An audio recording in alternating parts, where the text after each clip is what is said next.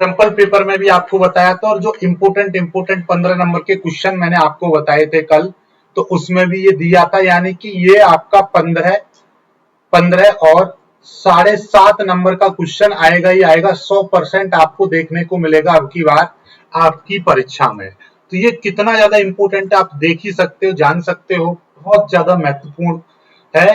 तो हम इसको करेंगे। इससे पहले कुछ चीजें, इससे पहले वाले वीडियो का थोड़ा सा रिकअप करा दे रहे हैं। ये देखिएगा, यहाँ पर ये चीज पता होनी चाहिए, जैसे आयतन विकृति। आयतन विकृति बराबर क्या होता है? आयतन में कमी बट्टे प्रारंभिक आयतन, ठीक है। फिर आयतन प्रत्यास्थता गुणांक, इस चीज को हमेशा याद रखिएगा, आयतन प्रत्यास्थता गुणांक यानी कि बल्क मॉडुलस इसको बोलते हैं। बल्क मॉडुलस को हम बी से या कहीं कहीं पर हम के से भी प्रदर्शित करते हैं। बल्क मॉडुलस को हम के से भी प्रदर्शित करते हैं, इसलिए दिमाग में अपने में ये बत्ती जला के रखना कि के का मतलब बल्क मॉडुलस, बी का मतलब बल्क मॉडुलस, यानी कि आयतन प्रत्यास्थता गुणांक, ठीक है। आयतन प्रत्यास्थता गुणांक, आयतन प्रत्यास्थता गुणांक बराबर क्या होता है? अविलंब प्रतिबल बट्टे आयतन विकृति। यानी कि मैं किसी भी ऑब्जेक्ट पर उसकी सरफेस के लंबवत हम कोई प्रतिबल लगाऊं, यानी कि उस पर ऐसे फोर्स लगाकर उसकी आयतन में क्या कर दूं? कमी कर दूं, तो कितनी कमी हुई आयतन में वो नीचे आएगा, और कितना मैंने प्रतिबल लगाया वो ऊपर आएगा।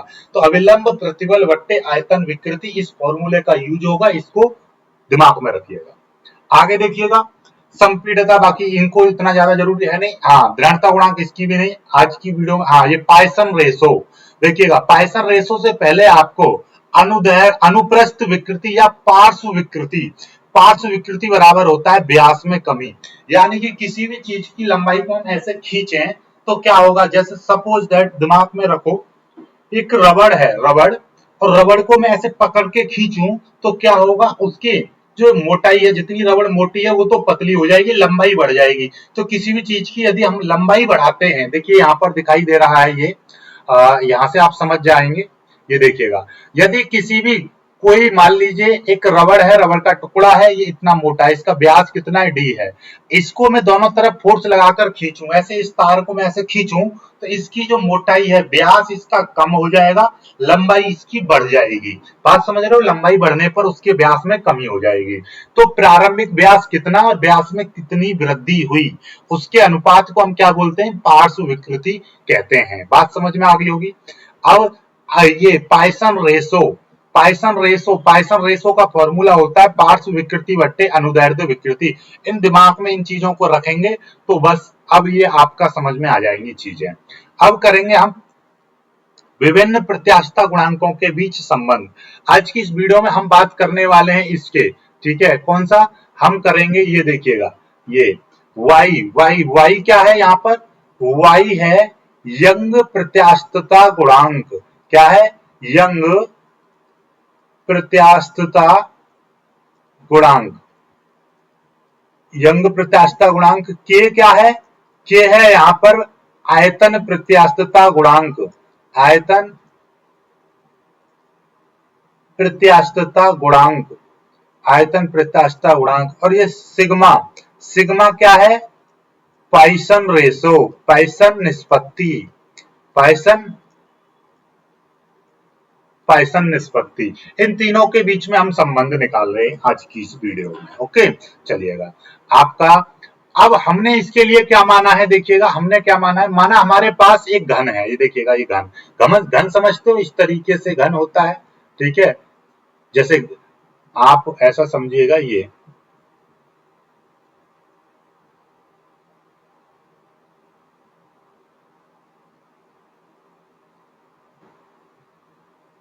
घन है, ठीक है, घन है जिसकी प्रत्येक भुजा की लंबाई l है। तो हमने इसका नाम दे दिया है, ये देखिएगा, ये इसको मैं y, ये स्मॉल x मान ले रहा हूं, इसको स्मॉल z मान ले रहा हूं, ये z होगा, ठीक है। हमारे पास ये क्या है? ये देखिएगा, ये हमारे पास एक घन है इस तरीके से, ठीक है। और देखिए, ये दिखाई दे रहा है ये घन, ठीक है। ये घन है हमारे पास जिसकी प्रत्येक भुजा की लंबाई, माना हमारे पास एक घन ए बी सी, देखिए A B C C Z O X D Y, ये हमारे पास क्या है, ये देखिएगा, ये हमारे पास एक कोई भी नाम अपने आप दे सकते हो या सीधे इसको नाम को लिखो या मत लिखो, आप कह सकते हो। माना हमारे पास एक घन है जिसकी प्रत्येक भुजा की लंबाई l है। घन मतलब जिसकी प्रत्येक भुजा बराबर होती है, तो इसकी लंबाई l है, तो इसकी चौड़ाई भी l होगी, ऊंचाई भी l होगी, हर चीज इसकी l है। लंबाई चौड़ाई ऊंचाई इसकी l है। बात समझ में आ गई? ठीक है, तो एक हमारे पास घन है जिसकी लंबाई चौड़ाई ऊंचाई सब क्या है, l है। ठीक है, अब इसकी घन की प्रत्येक फलक पर बराबर तनन प्रतिबल लगा है। माना कि हमने क्या करा है, इस पर इसकी प्रत्येक फलक पर, देखिए ऐसा समझिएगा, मैं आपको समझाऊं। मेरे पास लाइक ये किताब है, किताब को ऐसा समझो कि ये घन है। देखो घन मैं आपको दिखा दूं, वास्तव में घन ये है, देखिएगा ये घन है जिसकी प्रत्येक भुजा की लंबाई कैसी है, l। देखिएगा, यानी कि ये जिसकी लंबाई l है, ऊंचाई l होगी, चौड़ाई l होगी, इसकी लंबाई l हो गई। तो इस तरीके से घन यानी क्यूब जो होता है, इसी को तो क्यूब को ही हिंदी में घन बोलते हैं, ये क्यूब है। ओके, अब इसमें कितनी सतह होंगी, क्यूब में आपको दिखाई दे रहा है एक सतह ये है, सामने हो गया, इसके ये पीछे हो गया, ये ऊपर हो गया, ये नीचे हो गया, ये आजू में हो गया, ये बाजू में हो गया। ठीक है, बात समझ आ गई? इसकी 6 फलकें होंगी। सभी की सभी फलकों पर यानी सभी की सभी सतहों पर हमने क्या लगाया है, एक तनन प्रतिबल लगाया है। तनन प्रतिबल यानी कि ये देखिएगा, इस पर ध्यान से देखेंगे हम, तो देखिए ये ऊपर की ओर, ये तनन प्रतिबल ऊपर की ओर एक लगाया P, ठीक है, और एक नीचे की ओर लगाया P। ओके, एक ये साइड में बाजू में लगाया P, और एक इसकी साइड में यानी यहां से ये साइड में P प्रतिबल लगाया P। ठीक है, एक आमने यानी एक सामने यानी सामने की ओर, तो सामने की ओर ये है, सामने की ओर इस तरीके से हम लगाएंगे, सामने की ओर प्रतिबल लगाया P, और इसके एक पीछे की ओर भी लगेगा, पीछे की ओर लगेगा ये P। बात समझ रहे हो? सभी चीजों को हम दिखा नहीं सकते हैं, पर बात समझ गए होंगे। एक साइड में पकड़ के हम खींच रहे हैं, इधर खींच रहे हैं, ठीक है, ऊपर खींच रहे हैं, नीचे खींच रहे हैं, इस तरीके से हम चारों तरफ को खींच रहे हैं। ठीक है, तो अब देखिएगा, ध्यान से समझेंगे यहाँ पर और क्या लिखा है कि प्रत्येक तनन बल के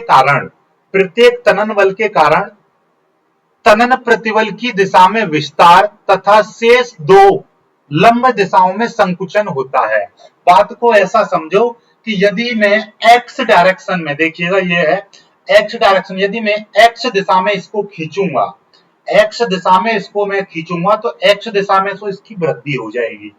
x दिशा में इसको मैं खींचूंगा तो x दिशा में तो इसकी वृद्धि हो जाएगी। बाकी की 2 दिशाओं, मैंने क्या बताया था, किसी चीज को यदि मैं इसको खींचूंगा तो ये लंबा होगा, तो ऊपर से क्या हो जाएगी, इसकी कमी हो जाएगी। तो जब x दिशा में मैं इसको खींचूंगा तो x दिशा में तो इसकी वृद्धि हो जाएगी लंबाई में, लेकिन z और y दिशा में ये क्या हो जाएगी, कमी हो जाएगी। z और y दिशा में कमी हो जाएगी। बात समझ रहे हो? इसको देखिएगा, जैसे ये है, इसको मैं और लंबा खींचूं तो इसमें क्या हो जाएगा, ये खींच के पतला हो जाएगा और लंबा होता चला जाएगा, यानी कि इसकी साइडों से यानी x और y दिशा में कमी हो जाएगी और बाकी की एक दिशा में वृद्धि हो जाएगी। ठीक है, तो इसमें हमने 3 दिशाएं मानी है, x y z। जब मैं x दिशा में खींचूंगा तो y और z में कमी होगी और x दिशा में वृद्धि होगी। जब मैं y दिशा में खींचूंगा तो y दिशा में क्या होगी, वृद्धि होगी, x और z दिशा में कमी होगी। जब मैं z दिशा को खींचूंगा तो z दिशा में वृद्धि होगी, x और y दिशा में कमी होगी। कमी को हम बोलेंगे संकुचन और वृद्धि को हम बोलेंगे विस्तार। बात समझ में आ गई आपको? ठीक है, तो देखो यहाँ पे लिख दिया है मैंने, क्या लिखा है, जैसे x दिशा के समांतर लगे प्रतिबल के कारण घन की x दिशा में तो विस्तार होगा, परंतु y और z दिशा में संकुचन होगा, यानी कि कमी होगी। चलिएगा, अब वही काम अब हम करने वाले हैं। देखिएगा कि x दिशा में, यहां पर देखिएगा, इस चीज को इंपोर्टेंट कर लीजिएगा, यहाँ पे लिखेंगे एक बड़ी सी हेडिंग डालकर, x दिशा के समानांतर तनन बल P बल के कारण, x दिशा में P बल के कारण, ऐसे लिख दो सीधे सीधे। तो यहाँ पे क्या हो जाएगा, x दिशा में हम विस्तार निकालेंगे, x दिशा में विस्तार, यानी कि x दिशा में विस्तार का मतलब क्या है, x दिशा में कितनी वृद्धि होगी, x दिशा में कितनी वृद्धि होगी।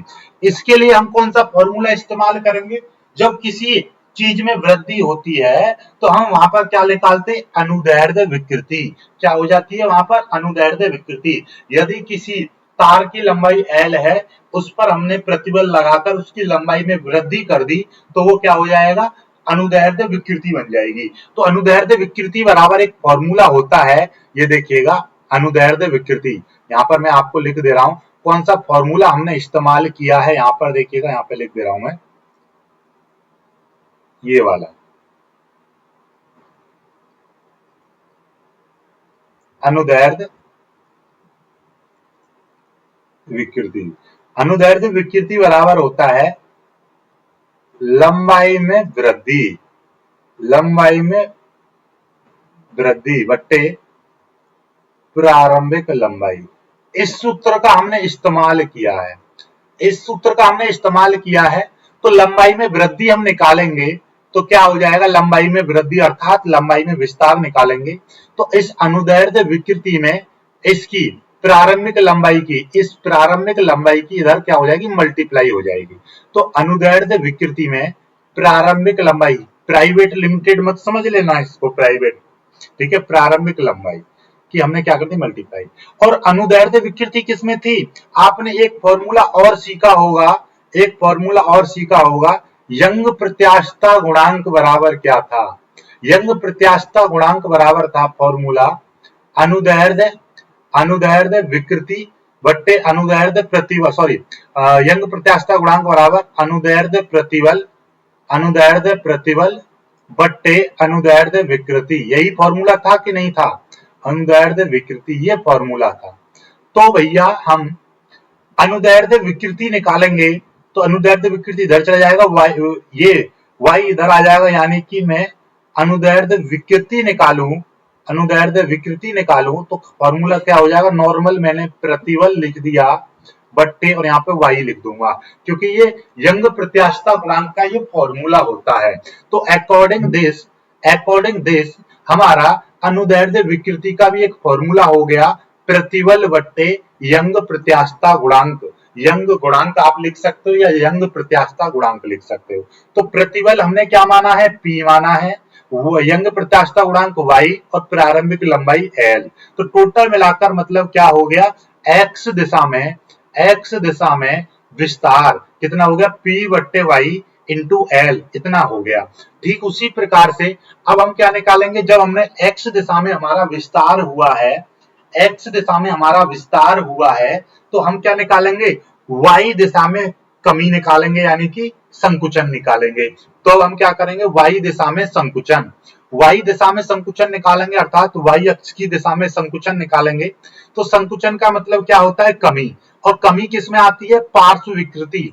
पार्श्व विकृति हमने देखिएगा यहाँ पर फॉर्मूला आपको बताया था, पार्श्व विकृति का फॉर्मूला क्या, यदि किसी लंबी छड़ अथवा तार की लंबाई के अनुदिश बल लगाकर खींचा जाता है तो क्या क्या खींचा जाता है, तो उसकी लंबाई में वृद्धि परंतु व्यास में कमी हो जाती है।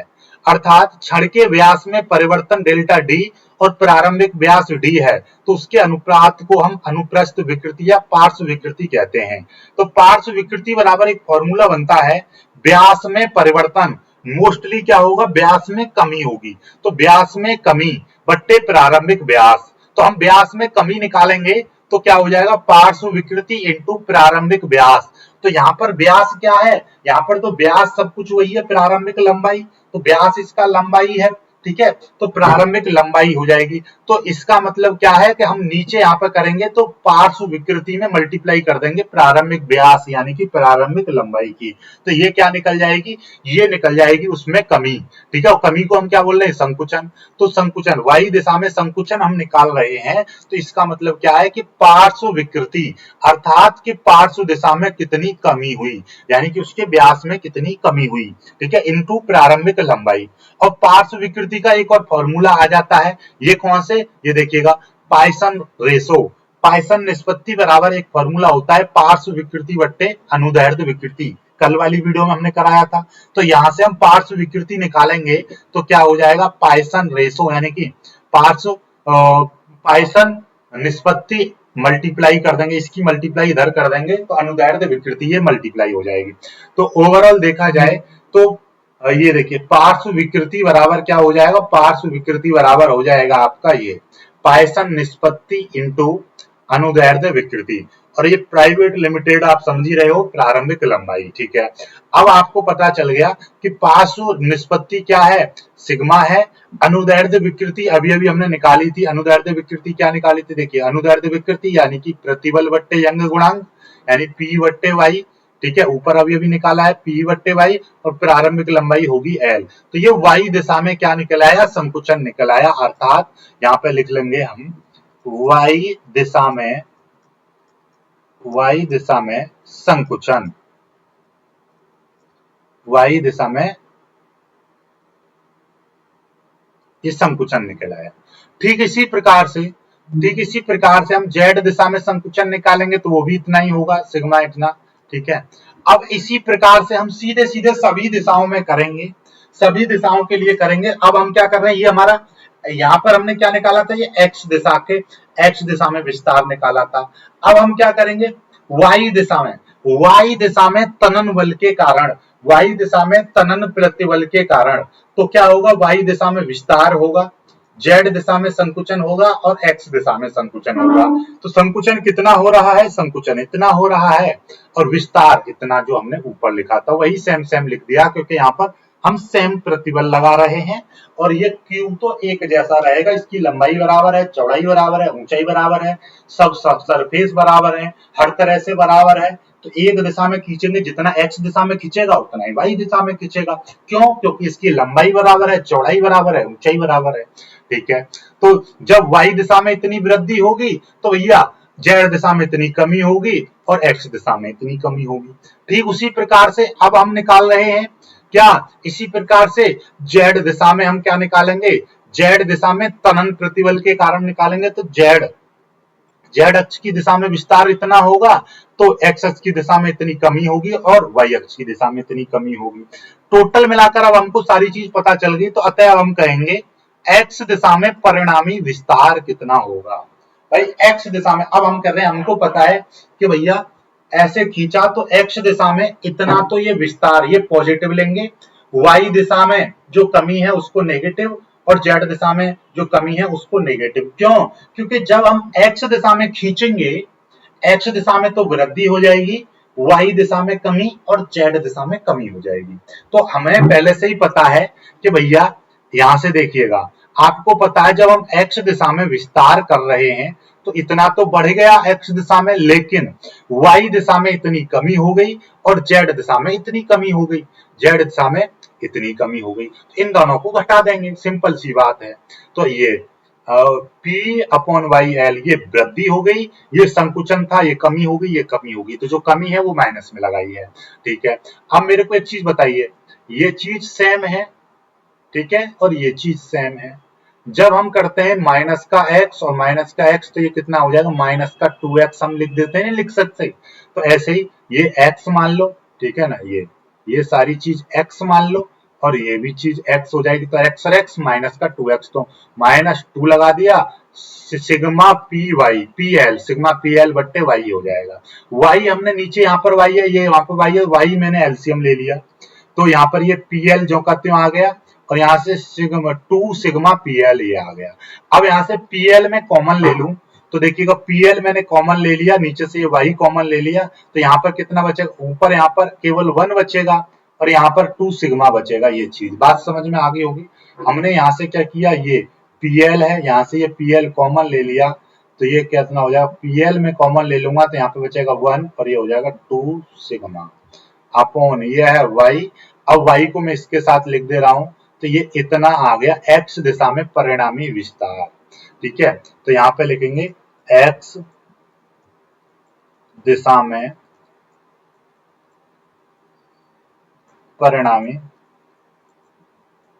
विस्तार, ठीक। इसको मैंने ई एक्स लिखा है, ठीक। उसी प्रकार से इसी प्रकार से सेम सेम सेम सेम लेंगे हम, क्योंकि भैया अब जो एक्स दिशा में विस्तार हुआ है ऐसी प्रकार से वाई दिशा में परिणामी विस्तार ई वाई, तो पी एल बट्टे वाई और ये इतना हो जाएगा। ऐसे जेड दिशा में विस्तार निकालेंगे तो ये इतना। तो आपने एक चीज देखिए, एक चीज नोटिस कर रहे होंगे आप, तो नोटिस नहीं कर रहे हैं तो अब मैं करवा दे रहा हूं। ये चीज देखिए, एक्स दिशा में जो विस्तार हुआ, वाई दिशा में जो विस्तार हुआ और जेड दिशा में जो विस्तार हुआ, ये तीनों चीजें सेम हैं, तीनों चीजें सेम हैं। तो इससे पता चलता है कि भैया, इससे क्या चीज पता चलती है, इससे पता चलता है कि घन की प्रत्येक भुजा L से बढ़कर इतना उसमें विस्तार हो रहा है।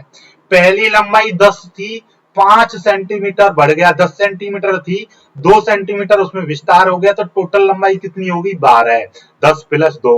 ऐसे ही उसकी प्रारंभिक लंबाई, भुजा की प्रारंभिक लंबाई जो घन लिया था, जो क्यूब था, उसकी प्रारंभिक लंबाई L थी। जब हमने उस पर प्रतिबल लगाया तो उसकी लंबाई बढ़ गई, तो बढ़ने के बाद कितनी हो गई, इतनी वो बढ़ गई। तो इतनी बढ़ गई तो उसकी लंबाई, प्रत्येक भुजा की लंबाई कितनी बढ़ जाएगी, L से बढ़कर L प्लस इतनी हो जाएगी। जब L प्लस इतनी हो गई तो इससे क्या पता चलता है, जब घन का नया आयतन, तब तो इससे पता चलता है कि घन की प्रत्येक भुजा L से बढ़कर इतने हो जाती है। तब घन का नया आयतन, तब घन का नया आयतन, प्रारंभिक आयतन कितना था, यहाँ पे देखिएगा, यहाँ पे लिख दे रहा हूं मैं, घन का प्रारंभिक आयतन, घन का प्रारंभिक आयतन, प्रारंभिक आयतन मतलब क्या है कि भुजा का क्यूब, भुजा का क्यूब, घन का जो आयतन होता है भुजा का क्यूब, तो प्रारंभिक आयतन कितना हो गया, L क्यूब हो जाएगा। L क्यूब क्यों हो जाएगा, क्योंकि प्रारंभिक लंबाई तो उसकी L थी, इस चीज को याद रखिए, इसका यूज है। अब हम क्या करेंगे, घन का नया आयतन निकालेंगे। तो घन का नया आयतन मतलब क्या है कि नई भुजा का क्यूब, यानी घन की जो नई भुजा है उसका क्यूब। घन की नई भुजा कितनी है, L प्लस PL बट्टे वाई 1 माइनस 2 सिग्मा, इसका क्यूब कर देंगे। जब इसका क्यूब करेंगे, यहां से देखिए ये L है, ये L है, L को मैं बाहर निकालूंगा, यहाँ पे क्यूब लग रहा है तो L का क्यूब निकल जाएगा। ये 1 प्लस, यहाँ पे क्या बचेगा, P बट्टे वाई, और 1 माइनस ये बचेगा। एक द्विपद प्रमेय, द्विपद प्रमेय कहती है जब कोई संख्या बड़ी है 1 प्लस, और ये बहुत छोटा सा अंतर आएगा, छोटा सा अंतर। तो जब बहुत ज्यादा छोटी संख्या होती है और 1 प्लस उसका हम क्यूब करते हैं, तो हम क्या करते हैं, ये यहाँ पर जो क्यूब होता है, यहाँ पर जो n होता है वो n इसमें मल्टीप्लाई कर दिया जाता है, यहाँ पर n मल्टीप्लाई कर दिया जाता है, तो ये 3 की मल्टीप्लाई इसमें हो जाएगी। तो ये द्विपद प्रमेय से इसका जो आयतन है वो लगभग कितना हो जाएगा, 3। तो ये जो n होता है यहाँ पर कोई भी 1 2 3 4 5 6 कुछ भी है, तो वो डायरेक्टली यहाँ पर मल्टीप्लाई हो जाता है। तो ये हो गया। तो L क्यूब 1 प्लस 3P बट्टे वाई 1 माइनस सिग्मा इतने आयतन के लगभग हो जाएगा। तो ये घन का नया आयतन निकल आया। क्या निकल आया, घन का नया आयतन। अब जो घन का नया आयतन इतना आ गया, घन का नया आयतन इतना आ गया, और प्रारंभिक आयतन देखिएगा, ये घन का नया आयतन है, ओके, और प्रारंभिक आयतन ये है। तो आयतन में कितनी कमी अथवा वृद्धि हुई, यानी कि आयतन में परिवर्तन हम निकाल लें, आयतन में परिवर्तन निकाल लें। तो आपको पता है ये वाला आयतन ज्यादा है, क्योंकि ये भुजा बढ़ गई थी, भुजा बढ़ गई तो मतलब आयतन बढ़ गया। तो आयतन में कमी, जैसे हमारी भुजा थी 10 और 10 से बढ़कर 12 हो गई, तो कितनी अंतर आए, तो 12 में से 10 घटाएंगे। ऐसे ही घन का नया आयतन जो है उसमें से घन का प्रारंभिक आयतन घटा देंगे तो आयतन में परिवर्तन निकल जाएगा। तो घन का नया आयतन कितना है, L क्यूब 1 प्लस 3P बट्टे वाई, ये इतना घन का नया आयतन हो गया, ये प्रारंभिक आयतन। L क्यू दोनों में कॉमन है, तो L क्यू मैंने यहां से बाहर निकाल दिया, तो यहाँ पे कितना बचेगा, यहां से आपका बचेगा 1 plus 3P upon Y 1 minus sigma, ये चीज बचेगी। और यहां से जब हमारा ये L की पावर 3 बाहर चला गया, तो यहाँ पे माइनस का 1 बचा, तो ये माइनस के 1 से ये वाला 1 कट जाएगा, इस 1 से ये वाला 1 कट जाएगा, तो ये L क्यू इंटू, और ये चीज यहाँ पर बचेगी, ये चीज यहाँ पर लिख दी है, ओके। तो ये आपका आयतन में परिवर्तन निकल आया। जब हमारा आयतन में परिवर्तन निकल आया तो हमारे पास एक फॉर्मूला होता है आयतन विकृति का। आयतन विकृति बराबर फॉर्मूला होता है आयतन में परिवर्तन बट्टे प्रारंभिक आयतन। तो देखिएगा आयतन में परिवर्तन कितना है, L क्यूब 3P बट्टे वाई 1 माइनस सिग्मा। तो ये आयतन में परिवर्तन हो गया, और प्रारंभिक आयतन कितना, L क्यूब, ठीक है। अब L क्यूब से L क्यूब कट जाएगा, तो आयतन में विकृति कितना, 3P बट्टे वाई 1 माइनस सिग्मा, ये आयतन में विकृति निकल आई। ये क्या निकल आई, आयतन में विकृति निकल आई। बस आयतन में विकृति निकल आई। तो अब हम क्या करेंगे, आयतन प्रत्यास्थता गुणांक, हम क्या करेंगे, आयतन प्रत्यास्थता गुणांक, जिसको हम बी से बल्क मॉडुलस बी से भी प्रदर्शित करते हैं, यहाँ पर के से, तो यहाँ पर बीएससी में मोस्टली के से प्रदर्शित करते हैं, तो के से लिखेंगे। अविलंब प्रतिबल बट्टे आयतन विकृति। अविलंब प्रतिबल P है बट्टे आयतन विकृति कितनी 3P बट्टे y 1 माइनस सिग्मा 3P। तो y ऊपर चला जाएगा तो क्या हो जाएगा, y जब ऊपर चला जाएगा तो ये हो जाएगा y ऊपर चला गया तो py नीचे कितना 3P बट्टे 1 माइनस 2 सिग्मा। अब P से ये P कट जाएगा, P से इस P से ये वाला P कट गया तो ये y बट्टे इतना बचा और इस तीनों की जो मल्टीप्लाई है इधर हो जाएगी k में, तो ये कितना हो जाएगा 3k 1 माइनस सिग्मा। यही है भैया संबंध, यही हमको निकालना था, यही होता है भाई संबंध। किसमें होता है ये संबंध, ये आपका किसमें है, यही क्या कहलाता है, ये देखिएगा y यहाँ पर क्या है, y है यंग प्रत्यास्थता गुणांक, k है आयतन प्रत्यास्थता गुणांक और ये है आपका क्या पाइसन निष्पत्ति। यही तो है प्रत्यास्थता गुणांकों के बीच संबंध। 3 संबंध होते हैं, एक निकल आया है, एक निकाल लेंगे कल, दोनों निकालेंगे कल, क्योंकि उसमें भी फिर इतना बड़ा वीडियो हो जाएगा, लंबा स्ट्रेच खींचेगी वीडियो। तो 15 नंबर का यही है, अगले 2 और कराऊंगा, ठीक है। 15 नंबर का आएगा या 7.5 नंबर का आएगा जरूर, इनको कर लीजिएगा। तो ये तो रहा आयतन प्रत्यास्थता यंग प्रत्यास्थता गुणांक, आयतन प्रत्यास्थता गुणांक और पाइसन निष्पत्ति में संबंध। अगला हम कराएंगे आपका इसी से आगे की चीज है, आगे का जो है आपका ये वाला हो गया, आगे कराएंगे हम ये वाला ईटा दृढ़ता गुणांक में संबंध, ये वाला आएगा y बराबर 2 ईटा 1 प्लस सिग्मा, ये वाला। फिर इसके बाद में एक और आता है ये